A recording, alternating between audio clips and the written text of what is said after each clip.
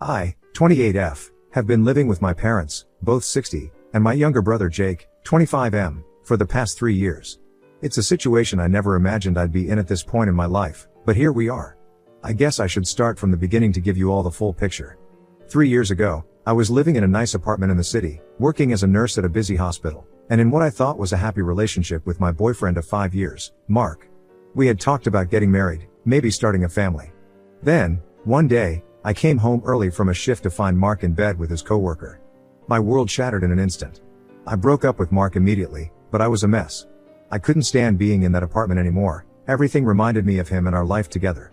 Around the same time, my dad started having some health issues. He was diagnosed with early stage Parkinson's, and while it wasn't severe yet, my mom was struggling to manage everything on her own. So, I made the decision to move back home. It seemed like the perfect solution at the time. I could save money, help care for my dad, and have some time to heal from my breakup. My parents were thrilled to have me back, and at first, it was nice to be surrounded by family during such a difficult time. Jake had moved back home right after college, about 6 months before I did.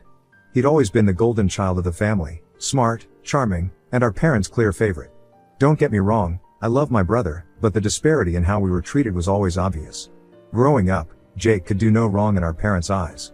If he got a B on a test, they'd praise him for trying his best. If I got an A, they'd ask why it wasn't an A+. When Jake decided to major in philosophy, our parents called him intellectual and deep.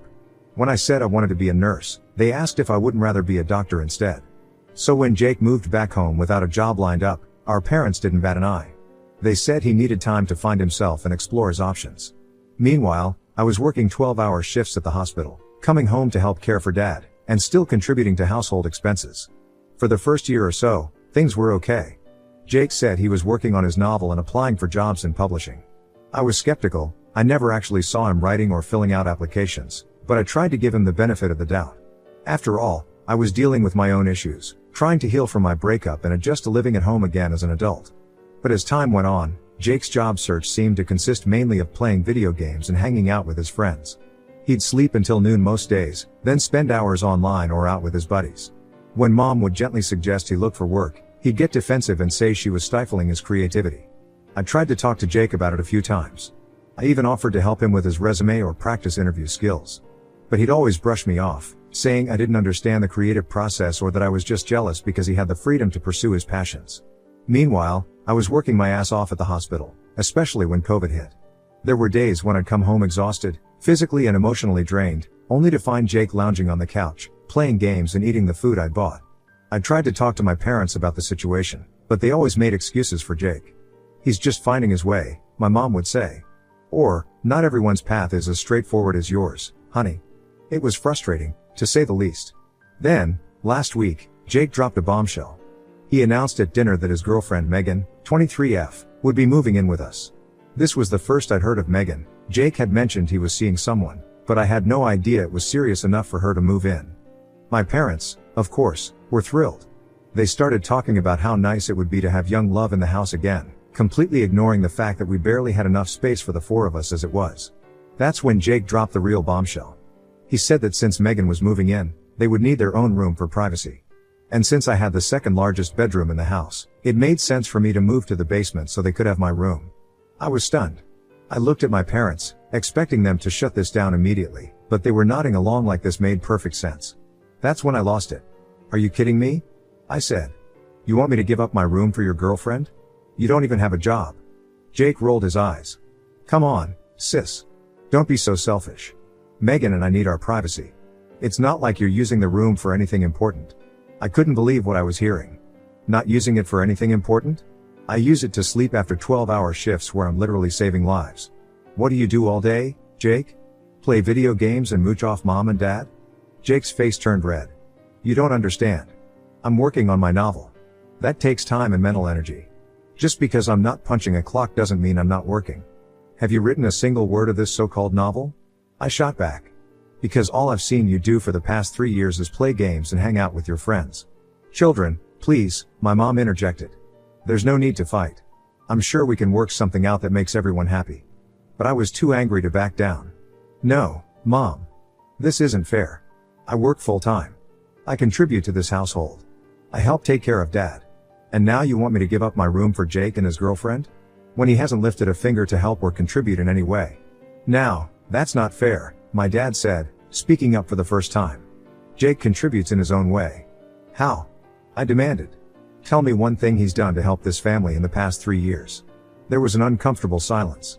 Jake broke it by saying, "You're just jealous because you're single and bitter. Maybe if you weren't such a workaholic, you'd have a relationship too." That hurt. More than I wanted to admit. At least I can support myself, I snapped back. I'm not mooching off my parents at 25. Enough. My mom shouted. Both of you, go to your rooms. We'll discuss this when everyone's calmed down. As I stormed up to my room, I heard my mom comforting Jake, telling him not to take my words to heart. It made me feel like I was 15 again, always the bad guy, always the one causing problems. That was a week ago. Since then, the atmosphere in the house has been unbearable. Jake is giving me the silent treatment, which would be fine if he didn't make a point of sighing loudly and looking put upon whenever I enter a room. My parents keep trying to mediate, which really means they keep hinting that I should be more accommodating to Jake's needs. Yesterday, my mom actually said, "You know, the basement really isn't so bad. We could fix it up for you, make it cozy." I feel like I'm being pushed out of my own home to make room for my freeloader brother and his girlfriend. But at the same time, I feel guilty. Am I being selfish? Should I just suck it up and move to the basement? I don't want to leave because of my dad. His Parkinson's isn't severe yet, but he does need help sometimes, and I worry about him. So, Reddit, I need your honest opinion. Ida for refusing to give up my room? Update 1. First of all, thank you to everyone who responded to my original post. Your support and advice mean more than you know. I've been trying to take some of your suggestions, but unfortunately, things have only gotten worse. Megan moved in last weekend. My parents welcomed her with open arms, cooking a big dinner and breaking out the good china. Meanwhile, I was coming off a night shift and just wanted to sleep, but my mom insisted I join them to make Megan feel welcome. Dinner was uncomfortable, to say the least. Jake and Megan were all over each other, giggling and feeding each other bites of food. My mom kept gushing about how wonderful it was to have young love in the house again, while my dad nodded along enthusiastically.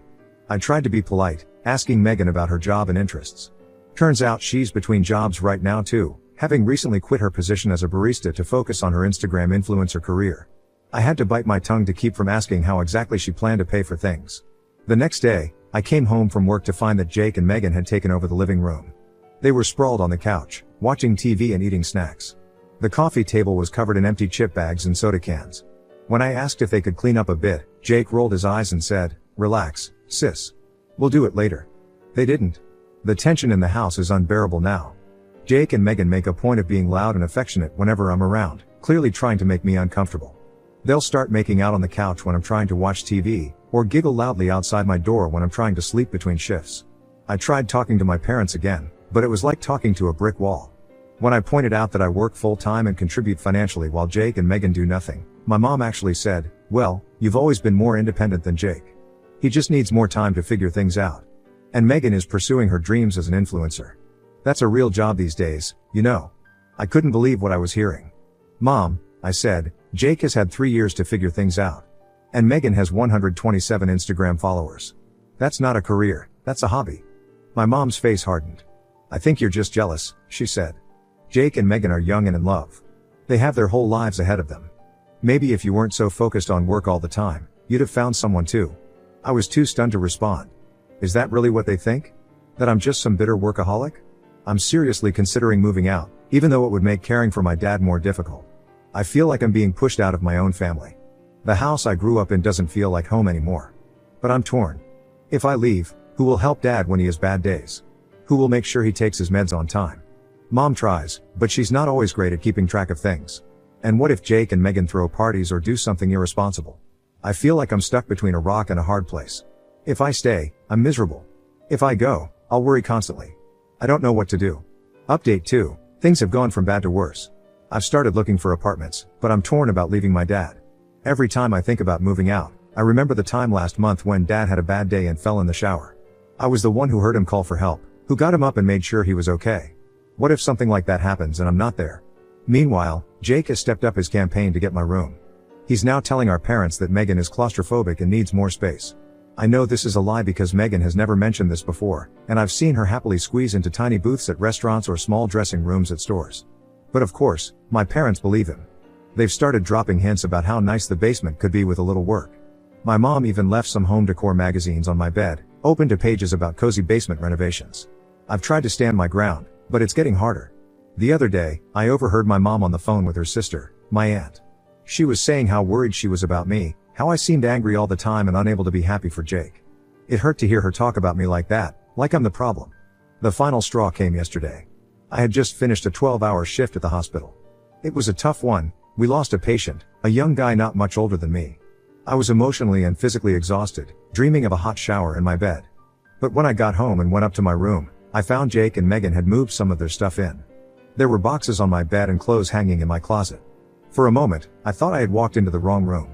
When I confronted them, Jake had the audacity to say, "We thought you'd be cool with sharing until you move out. You're hardly ever here anyway with all your shifts." I lost it. I started yelling at both of them to get out, to take their stuff and leave my room. Megan started crying, saying I was being mean and unfair. Jake put his arm around her and glared at me like I was the villain. My mom came to see what the commotion was about and ended up lecturing me about being more considerate of Jake and Megan's needs. "They're a young couple," she said. "They need their space. Why can't you understand that?" "What about my space?" I shot back. "What about my needs?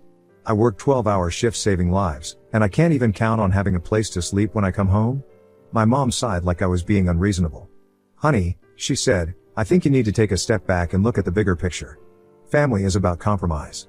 Jake and Megan are going to be starting their lives together. Don't you want to support your brother?" I couldn't believe what I was hearing. "And what about supporting me?" I asked.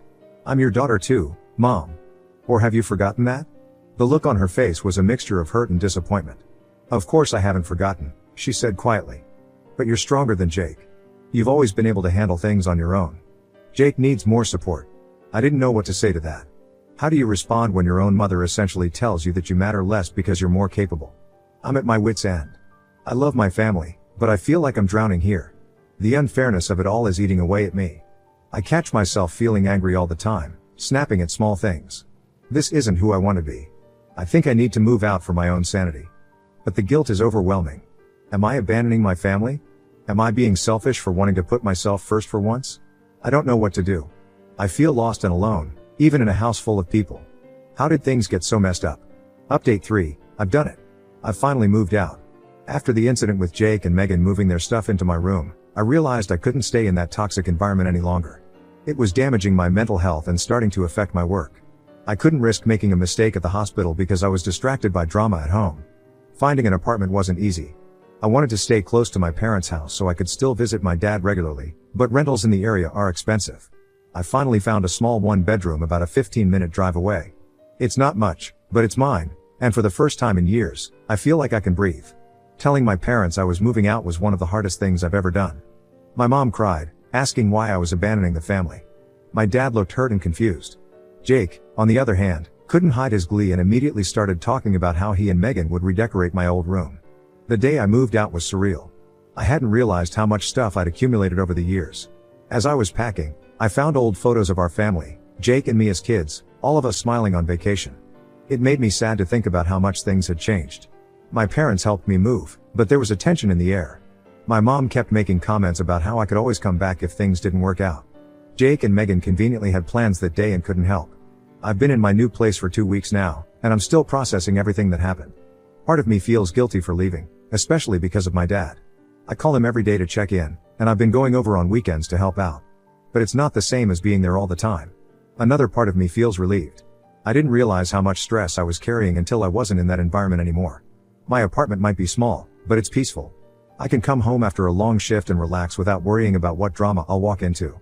Yesterday, I got a call from my dad. He sounded tired and said he misses having me around. He also mentioned that Jake and Megan have been arguing a lot, and he's finding it stressful. Apparently, Megan's influencer career isn't taking off as quickly as she'd hoped, and she's been pressuring Jake to get a job. Jake, of course, is resistant to the idea, insisting that he needs to focus on his novel. I feel bad for my dad. He's caught in the middle of all this, and the stress can't be good for his health. I offered to come over more often to help out, but he said he didn't want to burden me. It broke my heart a little to hear him say that. After talking to my dad, I called my mom to check in. She was polite but distant. She asked about my new place and my job, but I could tell her heart wasn't in it. Towards the end of the call, she sighed and said, "I just don't understand why you couldn't work things out with Jake and Megan. Family should stick together." I tried to explain again how I felt, how the situation had become untenable for me, but she didn't seem to hear me. She just kept saying how she hoped I'd come to my senses soon and move back home. It's frustrating because I feel like I'm still being cast as the villain in this situation. My parents seem to think I moved out on a whim, or to spite Jake, rather than as a last resort after months of feeling disrespected and unappreciated in my own home. The guilt is still there, gnawing at me. Every time I come home to my quiet apartment, I wonder if I should have tried harder to make things work at home. But then I remember how it felt to live there, the constant tension, the feeling of being pushed aside, the lack of respect for my space and my needs, and I know I made the right choice for my mental health. I'm trying to establish a new routine now. I still go over to my parents' house every weekend to help out and spend time with my dad. I've been teaching him how to use video chat so we can talk more often during the week. It's not the same as being there, but it's something. Jake and I haven't spoken since I moved out. Part of me misses my little brother, the kid he used to be before all this drama. But another part of me is still angry at how he treated me, how he seemed to have no appreciation for everything I did for the family. Megan reached out to me on social media the other day. She sent a message saying she was sorry for how things turned out and that she hoped we could be friends. I haven't responded yet. I'm not sure if she's genuinely sorry or if she's just realized that living with my parents isn't the carefree situation she imagined it would be. As for me, I'm focusing on my work and trying to build a life for myself outside of my family drama. I've started volunteering at a local animal shelter on my days off, which has been rewarding. I'm also considering taking some classes to advance my nursing career. For the first time in a long time, I feel like I have the mental space to think about my own future. But there are still nights when I lie awake, wondering if I did the right thing. Was I the asshole for refusing to give up my room and ultimately moving out? Should I have tried harder to make things work? Am I being selfish for putting my own needs first? I keep replaying everything in my mind, wondering if there was something else I could have done, some way I could have made my parents understand how I felt. But every time I think about moving back, I remember how it felt to live there, and I know I can't go back to that. So here I am, trying to navigate this new chapter of my life. I'm hopeful that with time, my relationship with my family will improve. Maybe Jake will finally grow up and start contributing. Maybe my parents will realize that they've been enabling his behavior. Or maybe things will stay exactly as they are, and I'll have to find a way to accept that. Either way, I'm committed to taking care of myself and my dad as best I can. I'm trying to forgive myself for leaving, to believe that it's okay to prioritize my own well-being sometimes. It's not easy, but I'm working on it. So, Reddit, after hearing the whole story and how things have played out, what do you think? Was I the asshole in this situation? Did I make the right choice by moving out? Or should I have found a way to make it work at home? I'm still struggling with these questions, and I could really use some outside perspective. Thank you for reading this far. Writing it all out has been cathartic in a way. Whatever your judgment, I appreciate you taking the time to hear my story.